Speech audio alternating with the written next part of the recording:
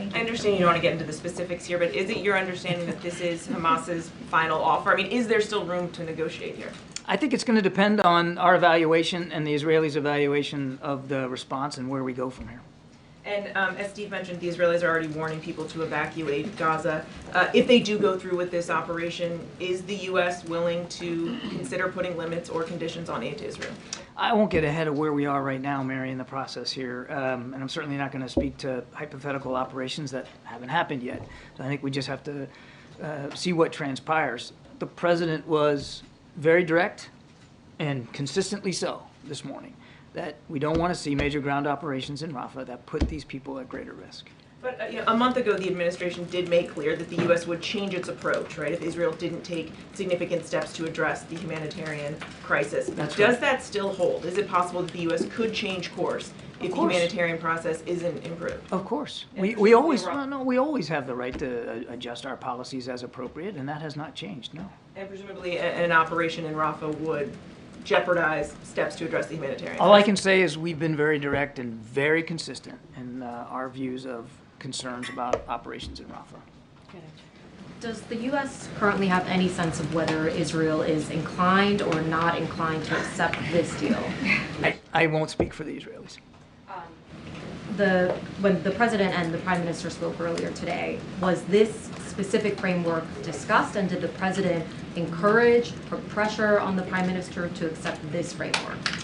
You're talking about what Hamas says they responded to. So just so you have the TikTok here, when they were talking this morning, we did not have news that Hamas had responded. So that news broke after the call. That said, as I mentioned in my opening statement, of course they talked about the hostage deal and the importance of getting it secured. So you're saying when the two leaders spoke, Hamas had not yet It would be accepted wrong- this framework, yeah. so the president would not have specifically asked the prime minister to potentially It would be accept wrong this for you to conclude that the call this morning was about having the Israelis accept the Hamas response. The Hamas response hadn't happened yet. Did he broadly encourage the prime minister to get yes to some sort of deal? As he has consistently with Prime Minister Netanyahu, urged that we get this deal secured. But it wasn't a pressure call. It wasn't about twisting his arm towards a certain set of parameters.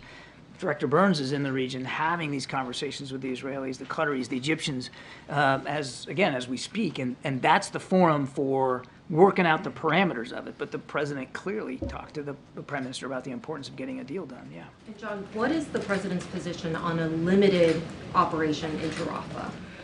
I don't think I can answer it any differently than I did with Mary. We've been very clear that we don't support a major ground operation in Rafah, operations in general that put at greater risk the more than 1 million people that are sheltering there. And the question right now is a hypothetical. I mean, we're aware they dropped leaflets. We're aware that they're warning people to evacuate. I let them speak to their operations and to their intentions. Nothing's changed about where we are with respect to operations in Rafah that could put those people at greater risk. Right, but you know that they are asking people in the area to evacuate, and the possibility of a limited Rafah operation is on the table. So I'm asking, does the president believe that Israel can execute a limited operation into Rafah while adequately protecting the lives of civilians there? The president doesn't want to see operations in Rafah that put at greater risk the more than 1 million people that are seeking refuge there. So he wouldn't support a limited operation into Rafah? I think I've answered the question.